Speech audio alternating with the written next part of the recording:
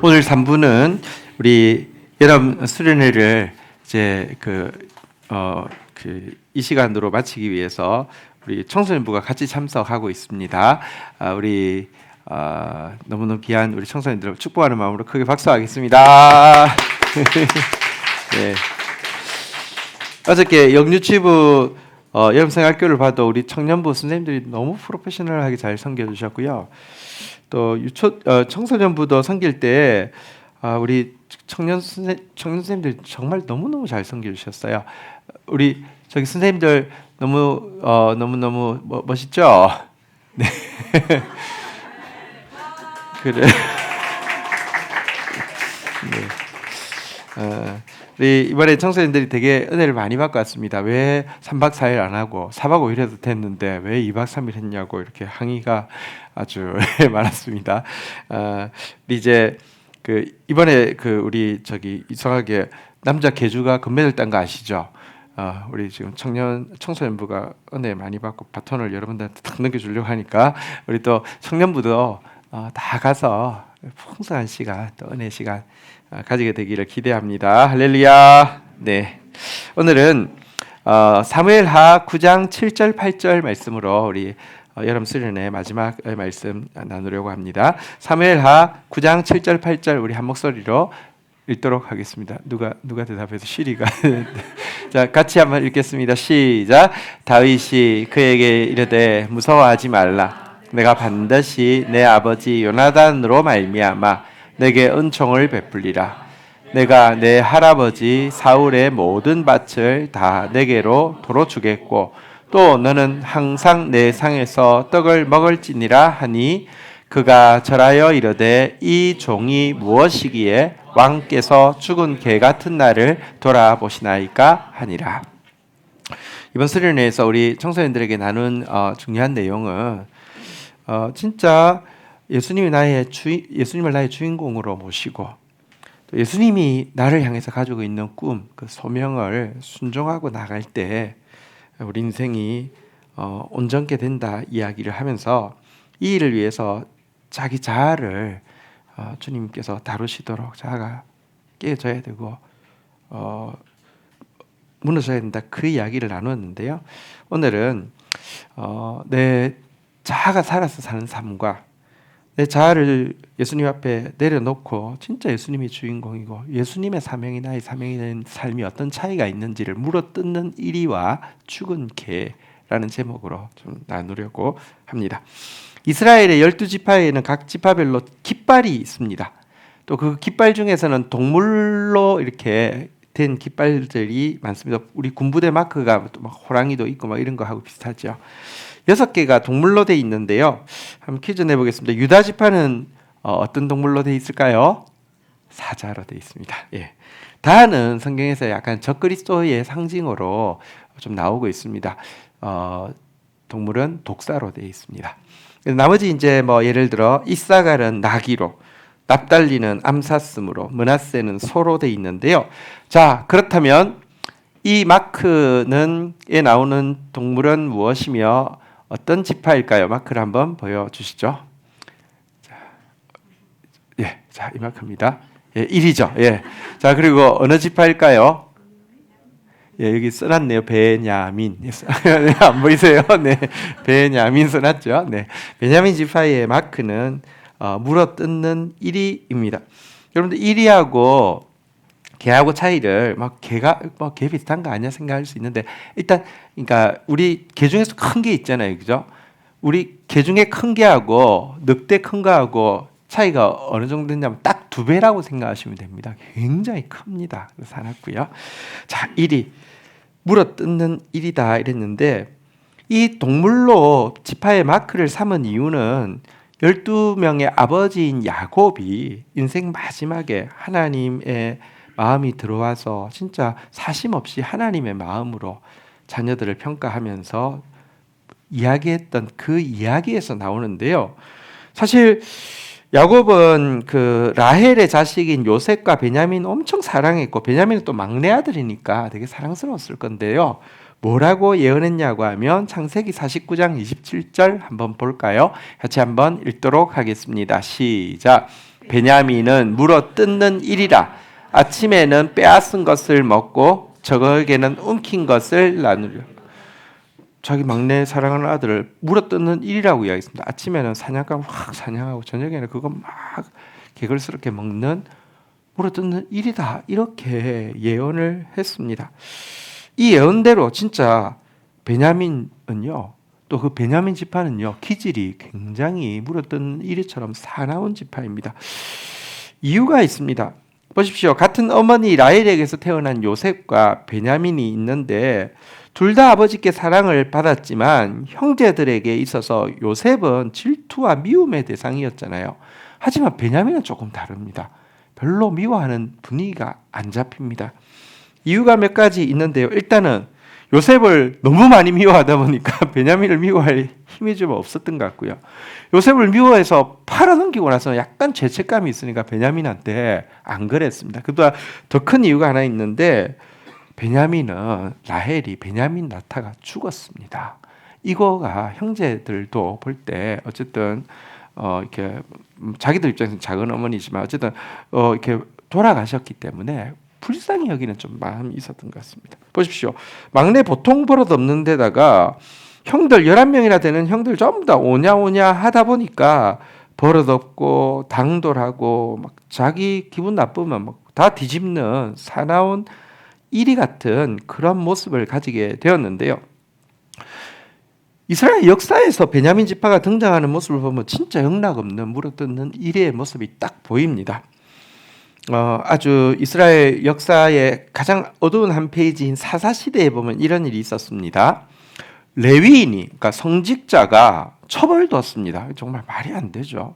근데 이 첩이 바람이 나서 가출을 했습니다. 참 부끄럽죠. 근데 그 첩을 데리러 그 첩 집까지 가가지고 설득을 해서 데리고 옵니다. 집으로. 그래서 그것도 참 말도 안 되죠. 그런데 저녁이 되어서 베냐민에 속한 기브아라는 동네에 가서 잠을 자려고 갔더니 동네 남자들이 타 지파 남자가 글쎄요 레위인이어서 좀 곱상하게 생겼는지 왔다는 소식을 듣고 다 몰려들어서 동성애를 하자고 뭐 이렇게 몰려들었습니다. 지금 말이 안 되죠. 그러니까 이 레위인 남자가요 자기 살려고요 자기 첩을 밖으로 문 밖으로 밀어내고 문을 잠가 버립니다. 첩은 밤새도록 험한 일을 당했고요. 이 레위인은 아침이 되어서 문을 열고 나가서 가자고 발로 이렇게 가자 일어나 가자 이랬는데 안 움직입니다. 죽은 겁니다. 죽도록 이렇게 막 험한 꼴을 당한 것이죠. 이러니까 이 레위인이요 아주 강교한 것 같아요. 시체를 토막을 다 내가지고 12지파, 그러니까 11지파로 다 보내고는 내가 베냐민 지파에서 이런 험한 꼴을 당했습니다. 내가 하나님 섬기는 사람인데 이런 일을 당했습니다. 이렇게 이야기하니까 사건의 전말을 잘 알지 못하는 모든 지파가 격분해가지고 베냐민 저거 용서해서는 안 된다 하고 군대를 모아서 40만 명이 베냐민을 포위하게 되었습니다. 이렇게 되면 상식적으로는 어떻게 행동해야 합니까? 우선은 사과를 하고 그렇지만 또 좀 억울한 면이 있잖아요. 레위인이 막 과장한 것도 있잖아요. 진상조사를 우리 같이 하자라고 이야기하고 해야 될 텐데요. 베냐민이 자기 성질 건드렸다고 기분 나쁘다고 한판 붙자 그래 한번 붙어보자 이렇게 된 거예요. 자기들 군사 26,700명 나머지 지파 군사 40만 명인데 맞짱을 떴어요. 어떻게 됐을까요? 첫 번째 전쟁에서 베냐민이 이깁니다. 두 번째 전쟁에서 베냐민이 이깁니다. 그때 나머지 이 40만 명 군인들 중에서 4만 명이 전사를 했습니다. 동족을 4만 명이나 죽이죠. 세 번째는 베냐민이 지었는데요. 모든 남자가 다 죽고요. 군인 중에서 도망가서 숨어 있는 600명의 남자를 제외하고는 베냐민 남자가 전부 다 끊어지게 되어서 지파 자체가 사라질 위기가 되었습니다. 지파가 사라지면 안 되니까 또 이들이 나머지 11지파가 우리 딸들은 절대로 베냐민에게 안 보낸다. 저 물어뜯는 일에게 안 보낸다. 서원까지 했단 말입니다. 그것도 좀 하나님 앞에 물어보고 하지 그냥 막 감정적으로 이래놓고 근데 그 전쟁이 끝나고 나서 보니까 한 지파가 사라지게 되었으니 그건 너무 가슴 아픈 일이잖아요. 결국은 근데 하나님 앞에 서원했으니까 딸을 줄 수도 없고 그래서 어떻게 했습니까?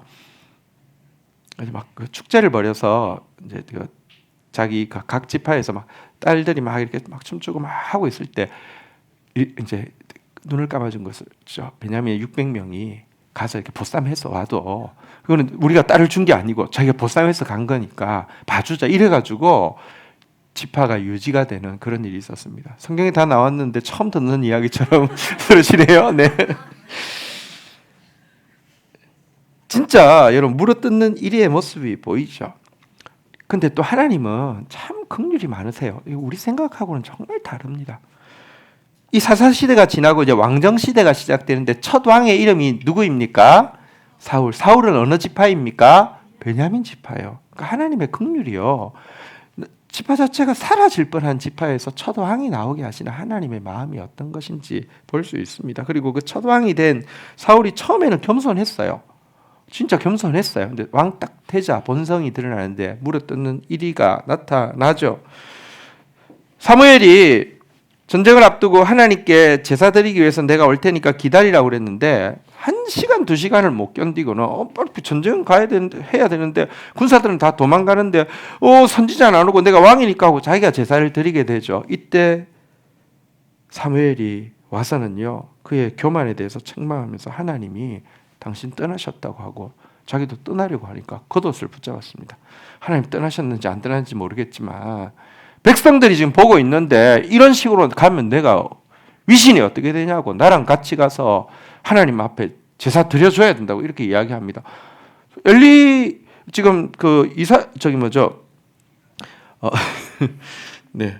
사무엘은 지금 하나님의 말씀을 전하고 떠나려고 하는데 붙잡고 안 놓는 것을 놓으시라고 하는데 안 놓고 어떻게 됩니까? 옷이 찢어지도록 옷을 찢고는 안 놓습니다. 그리고 어떻게 되는지 아세요? 사울이 이기죠. 데리고 가서요. 하나님 앞에 제사 드립니다. 우리는 이렇게 생각합니다. 자기를 위해서 하나님 이기면 그게 축복이고 성공이고 하나님 앞에 제사 쓰시니까 괜찮은 거 아닐까요? 아닙니다. 그게 저주입니다. 결국은 사울 왕조는요. 그 당대에서 멸망하고 없어지게 되잖아요. 그죠? 근데 사울 모습도 보면 완전 영락없는 물어뜯는 일입니다. 사울이 죽었음에도 불구하고 베냐민 지파의 인물들을 보면 또 여전히 물어뜯는 일의 습성이 나타납니다. 다윗은 왕이 되었는데 굉장히 너그러운 사람이어서 사울의 친척들 중에서 다시 말하면 왕족들 중에서 사람들을 죽이지를 않았습니다. 그 중에 한 사람이 시므이라는 사울의 친족이고 귀족이었던 사람이 있었습니다. 다윗이 왕이 되고 나서 30년을 통치했는데 한 25년, 6년 지나도록 시므이는 또 나이가 많은 사람입니다. 호의호식하면서 잘 지냈습니다. 그런데 다윗 왕조 마지막에 압살롬이 반역을 일으켜서 다윗이 쫓겨서 요단 동편으로 이제 예루살렘 요단 서편에 있잖아요. 요단강 동편으로 건너가자 이 할배 시므이가요. 꾸부정한 할배 시므이가 요단 서편 이제 강 뚝뚝에 있으면 이 사람들이 지금 이제 도망을 갔으니까 요단 이 동편 쪽에 있으니까 강이 있으니까 쫓아 나와서는요. 돌을 던지면서요. 할배가 돌을 던지면 얼마나 날아가겠어요. 다윗 맞추겠어요. 맞추는 게 아니라 저주하겠어요. 막 돌을 던지면서요. 저주를 퍼붓습니다. 피를 흘린 자여 사악한 자여 가거라 가거라. 성경은 가거라 가거라 되어 있지만 무슨 뜻이겠어요? 꺼져라 꺼져라 이런 뜻이겠죠. 사울의 족속의 모든 피를 여호와께서 내게로 돌리셨도다. 그를 이어서 네가 왕이 되었으나 여호와께서 나라를 내 아들 압살롬의 손에 넘기셨도다. 보라 너는 피를 흘린 자이므로 화를 자초하느니라. 계속 쫓아다니면서 저주하는 모습 봅니다. 한 번 물면 절대로 그걸 풀지 않고 원한을 풀지 않고 있는 아니 왕되고 나서 25, 6년을 편안하게 호의호식했는데 이 순간에 와서 막 끝까지 쫓아오면서 하는 모습 보십시오. 진짜 영락없는 물어뜯는 이리의 모습입니다. 그런데 베냐민 지파의 한 사람이 지금까지 보여준 베냐민 지파의 모습 곧 물어뜯는 이리와는 전혀 다른 길을 걷는 인물이 나옵니다. 그가 누구냐고 하면 바로 사울의 손자 요나단의 아들 한번 따라하겠습니다. 므비보셋. 다른 곳에는요 한번 따라하겠습니다. 므립바알. 같은 이름인데 므립바알은 바알과 싸우는 자라는 뜻인데 그래도 바알자가 들어가니까 별로 좋아하지 않아서요. 므비보셋은 수치를 벗어버린 자 뭐 이런 뜻인데 어쨌든 이름을 바꾸어도 부르는데 이 사람입니다.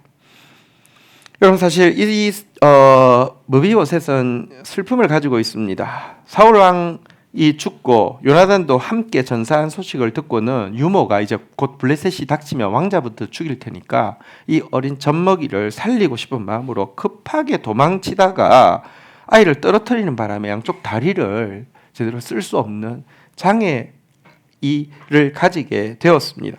그런데 다윗은요, 자기가 왕된 것이 하나님의 은혜로 된 것을 너무 아는 사람이기 때문에 은총 베풀기를 기뻐하였습니다. 그래서 우리가 읽었던 본문 보시면요, 사무엘하 9장 7절에 보면 다윗이요, 요나단으로 말미암아 무비보셋아 너에게 은총을 베풀겠다. 너 할아버지 사울의 모든 밭을 다 내게 주겠다. 여러분, 사울의 재산이 왕의 재산이잖아요.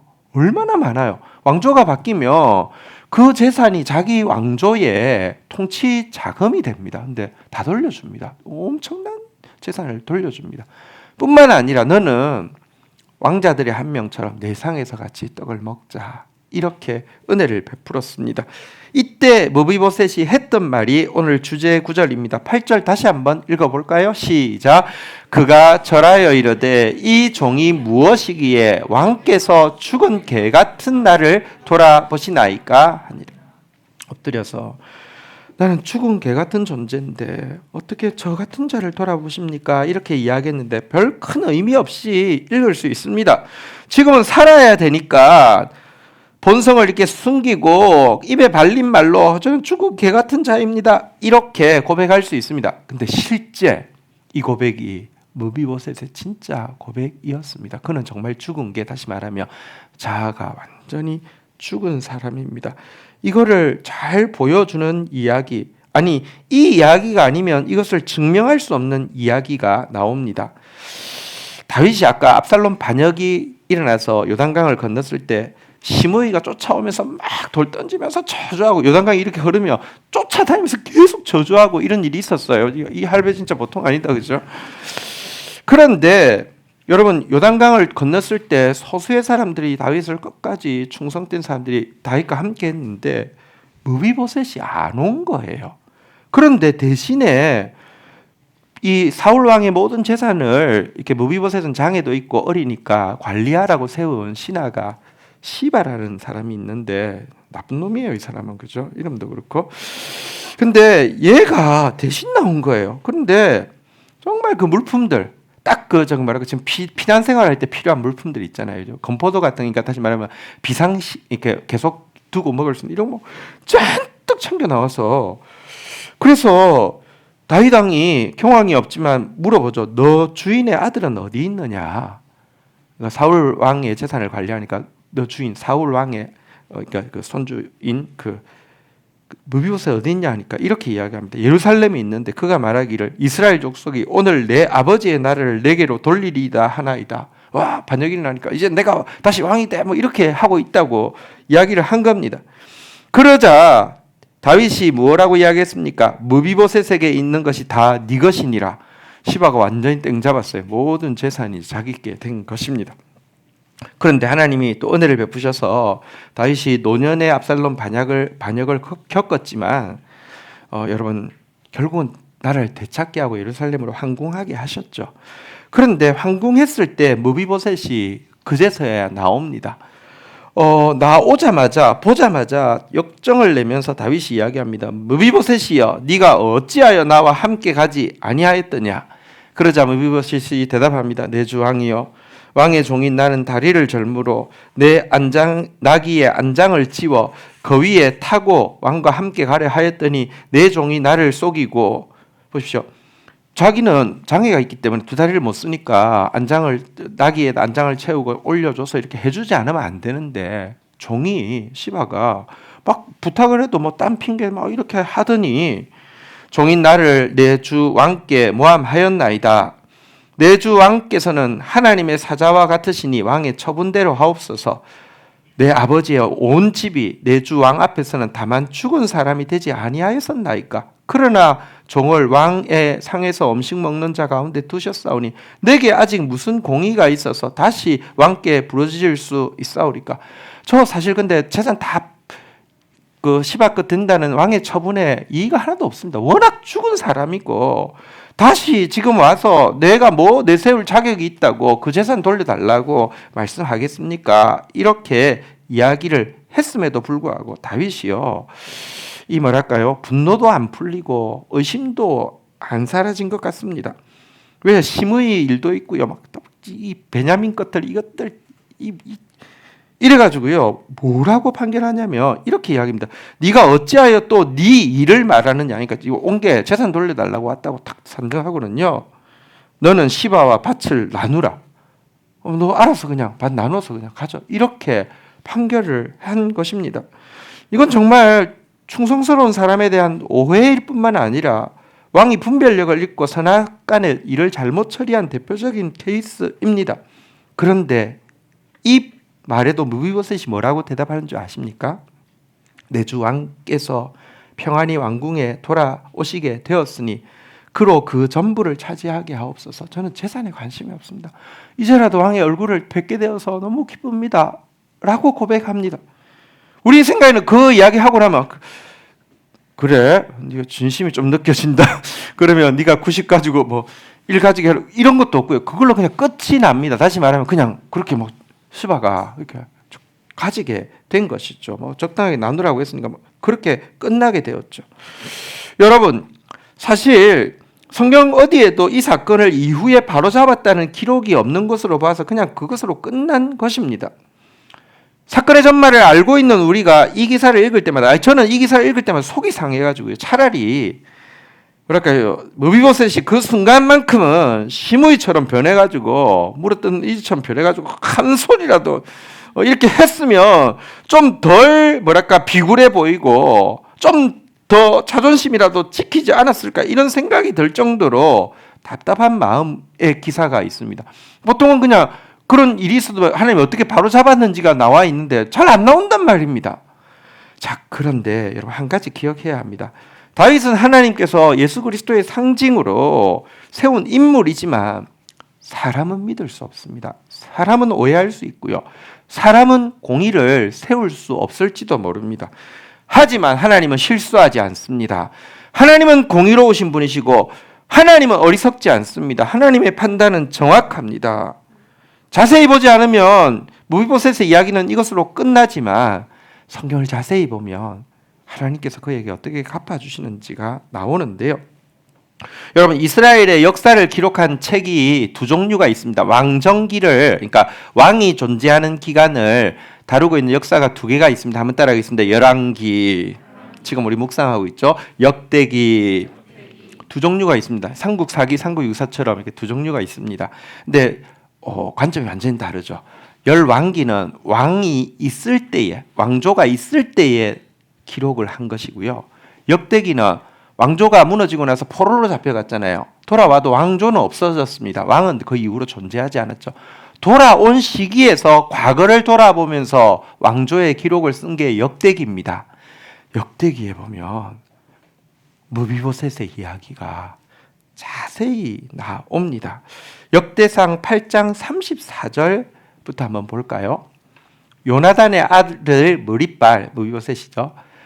바알이라, 무리발은 미가를 낳았고, 35절에 보면 미가의 아들은 비돈과 멜렉과 다하레와 아하스며 하면서 쭉 계속 그 자손들 이야기가 나오다가 40절에 가보면요,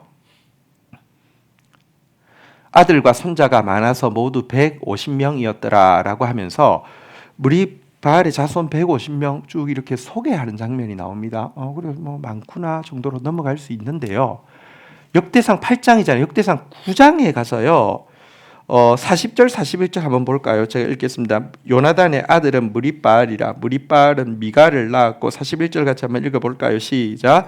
미가의 아들들은 비돈과 멜렉과 다하레와 아하스이며, 똑같은 게 바로 다음 장에 두 번 기록되어 있어요.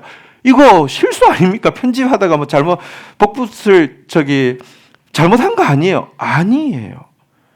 역대기의 기자는요, 그 사건, 다윗이 정말 엉성하고 사실 무책임한 판결을 한 것에 대해서 다윗은 실패했지만 하나님이 갚아주시는 것을 기록하고 싶어서요. 여러분 150명 이래도 우리는 뭐 150명이 얼마나 많은지 잘 모를 수 있으니까 한 번 더 똑같은 기사를 기록하고 있습니다. 하나님 되게 공의로우십니다. 여러분 또 포로기에 있었던 일을 기록한 에스더서에 보면요, 베냐민 지파의 후손 모르드게가 나오는데요. 그는 정말 거의 확실하게 이 사울의 자손, 다시 말하면 무리바알 무비보셋의 후손이라고 생각할 수 있는데요. 그가 하나님께서 그를 얼마나 영화롭게 하시고 사랑받게 하셨는지가 성경에 기록되어 있죠. 하만 대신에 모르드게가 총리가 되자 여러분 페르시아 사람들이 어떻게 대하고 있습니까? 에스더서 8장 15절에 보면요, 모르드게가 푸르고 흰 조복을 입고 큰 금관을 쓰고 자색 가는 베옷을 입고 왕 앞에 나아오니 수산성이 즐거이 부르며 기뻐하더라. 페르시아, 지금 이란 사람들이요, 악한 하만이 통치자였다가 여러분 이 의로운 모르드게가 통치자가 되자 수산성이 즐거워했다고 그랬습니다. 근데 여러분 너무 신기한 거 아십니까? 사울이 폐위되어진 가장 결정적인 요인은요, 미디안 사람을 다 진멸하라고 했는데 미디안의 왕족, 귀족, 좋은 사람 다 살려주잖아요. 그것 때문에 폐위가 됐는데요. 하만은 누구냐고 하면 미디안 사람의 그 남은 왕족입니다. 그런데 그가 이스라엘 사람 전부를 쓸어버리려고 계획을 가지고 있었죠. 다행히 모르드게가 그것을 막았었고 에스더가 죽으면 죽으려다 막았었는데요. 그러니까 정말 하나님의 말씀대로 따르는 게 얼마나 중요한지를 보여주는 이야기이기도 하지만, 어쨌든 여러분 의로운 이 무비보셋의 후손이 서자 수산성이 즐거이 부르고 기뻐했고요. 유다 사람들은 어땠을까요? 에스더서 10장 3절 우리 같이 한번 읽어볼까요? 읽겠습니다. 시작. 유다인 모르드게가 아하수에로 왕의 다음이 되고 유다인 중에 크게 존경을 받고 그의 허다한 형제에게 사랑을 받고 그의 백성의 이익을 도모하며 그의 모든 종족을 안위하였더라. 하나님께서 또 모르드게를 통해서 갚아주시는 내용이 나오고요. 특별히 여러분 사울이라는 이름을 가진 신약의 한 인물이 나옵니다. 누구입니까? 사도 바울이죠. 여러분 근데 그가 사울이라는 이름을 가졌다는 것은 확실히 사울의 후손임을 보여주는 것입니다. 바로 그 무비보셋의 후손임을 보여주는 것인데요. 사실 이 사울은요, 자기 그 조상인 사울 왕과 똑같은 사람이었습니다. 물어뜯는 일이었습니다. 대단했습니다. 한 성질이 아니라 진짜 독한 놈이었습니다. 예수를 모를 때는요, 스데반이 정말 의로운 사람인데 그를 돌로 쳐 죽이면서도 돌로 쳐 죽일 때도 당연하게 생각할 뿐만 아니라 막 분기가 끓어오르는 장면이 나옵니다. 사람이 그래도 죽음을, 그리고 또 성결한 죽음을, 저들의 죄를 용서해 주십시오, 아버지께 내 영혼을 맡깁니다, 이러는데 막 분기가 찰 정도로 물어뜯는 일입니다. 그래서 막 분이 넘쳐서 다른 도시까지 가서 예수를 고백하는 사람을 강제로 예수를 모욕하게 하고 아니면 죽이고 뭐 이런 일을 하든 물어뜯는 일이었는데요. 하나님이 그가 이 무비보셋의 후손이기 때문에 하나님이 그를 포기하지 않습니다. 은혜를 주십니다. 그가 한 번도 하나님을 찾은 적이 없지만 하나님이 먼저 찾아가서 사울아, 사울아, 내가 어찌하여 나를 핍박하느냐, 박해하느냐 만나 주시고는요, 그를 변화시켜 주셨습니다. 과거는 물어뜯는 일이었지만 이후 변화되어진 바울의 캐릭터는 죽은 개입니다. 그가 평생 가지고 있는 고백이 갈라디아서 2장 20절이지요. 내가 그리스도와 함께 십자가에 못 박혔나니 죽었다는 것입니다. 그런 적 이제는 내가 사는 것 아니요 오직 내 안에 그리스도께서 사시는 것이라. 빌립보서 1장 21절에도 이렇게 고백하고 있지요. 같이 한번 읽어볼까요? 시작. 이는 내게 사는 것이 그리스도니 죽는 것도 유익함이라. 물어뜯는 일이가 더 이상 아니라 죽은 개가 되었습니다. 그러자 하나님은 그를 통하여서 일하셨고요. 사실 오늘 우리가 예수를 믿게 된데 가장 빚이 많은 사람은 바울입니다. 바울이 이방인의 사도로서 복음을 전했기 때문에 우리에게까지 복음이 전해진 것입니다. 여러분, 요나단이 다윗을 도와서 다윗이 하나님의 사명을 감당할 수 있도록 자기를 희생하면서 도운 것처럼 결국 다윗의 후손으로 오신 예수 그리스도의 복음을 이 요나단의 후손인 이 바울이 돕게 하시는 이것을 보면서 하나님이 무비보셋에게 얼마나 신실하게 갚아주셨는지를 우리는 보게 됩니다. 여러분,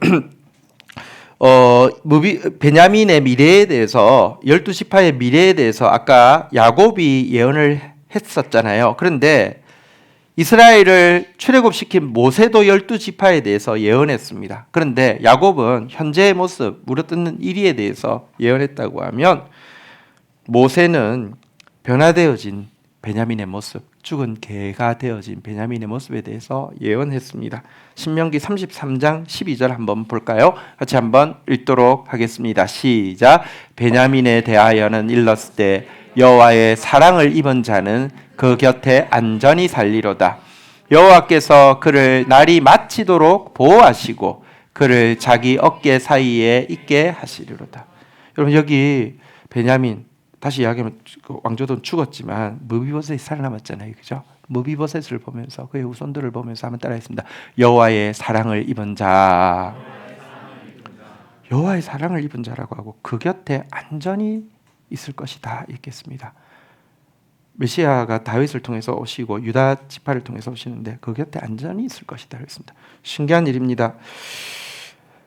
다윗 왕조가 솔로몬까지 이어지고 나서는 그들의 죄로 말미암아 왕조가 쪼개지잖아요.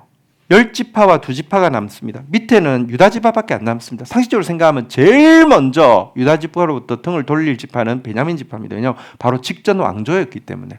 근데 신기한 것은요, 딱 2지파만 남았는데 유다 지파와 베냐민 지파가 남았습니다.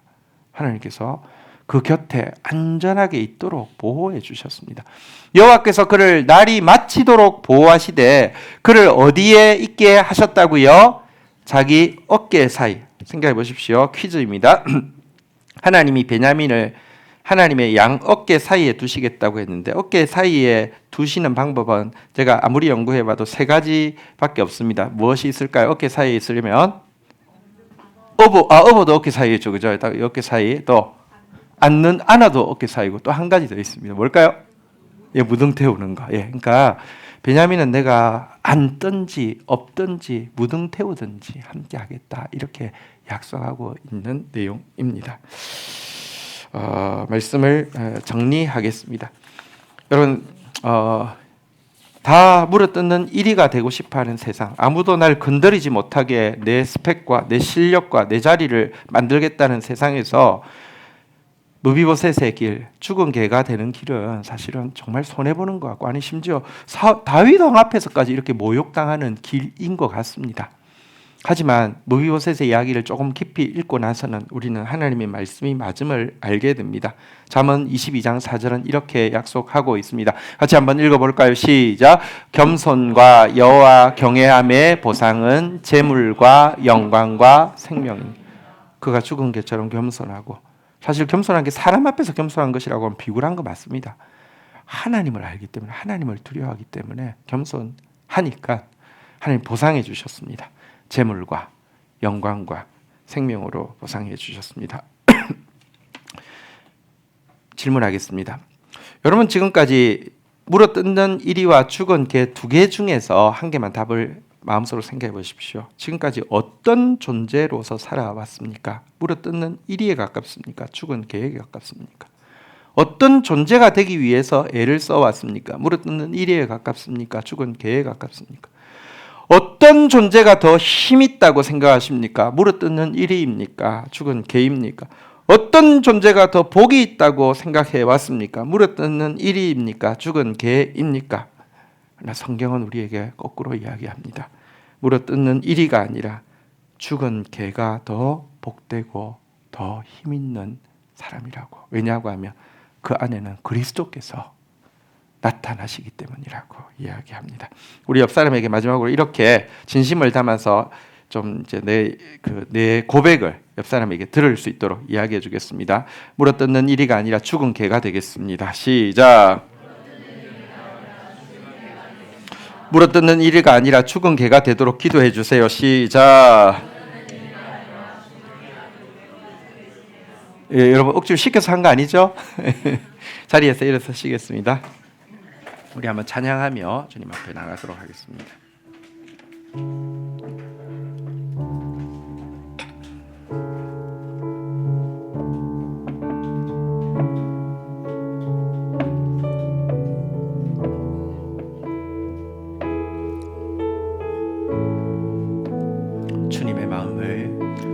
주님의 마음을 주님의 심장을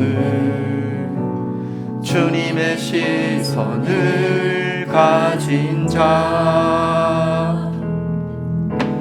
상한할 때와 꺼져가는 등불을 외면하지 않을 자 누구인가. 주님의 눈물을 주님의 아픔을 주님의 애통을 가진 자 이 땅을 향하신 주님의 마음을 가진 자 누구인가.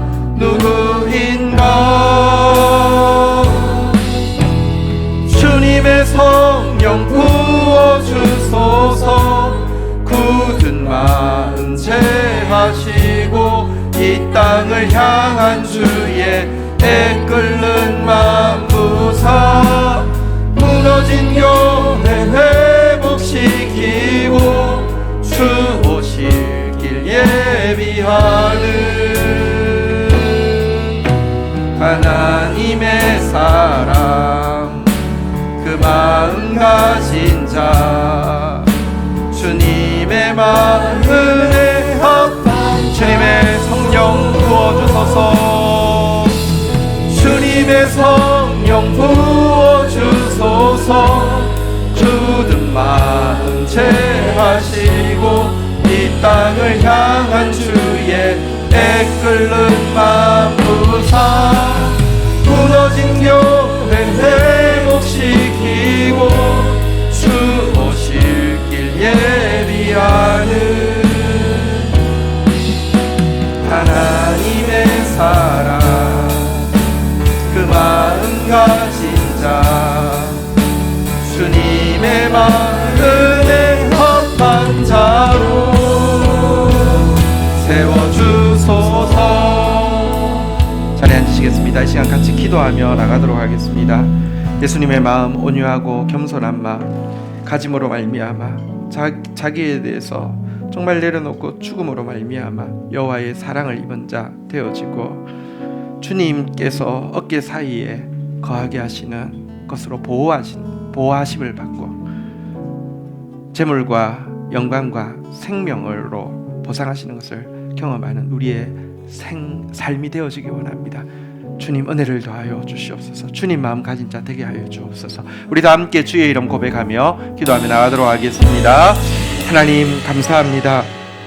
우리가 어떤 삶을 사는 것이 하나님 앞에서 정말 사랑스러우며 하나님의 보호를 받고 보상을 받는 길인지 성경이 명확히 알려주셔서 감사합니다.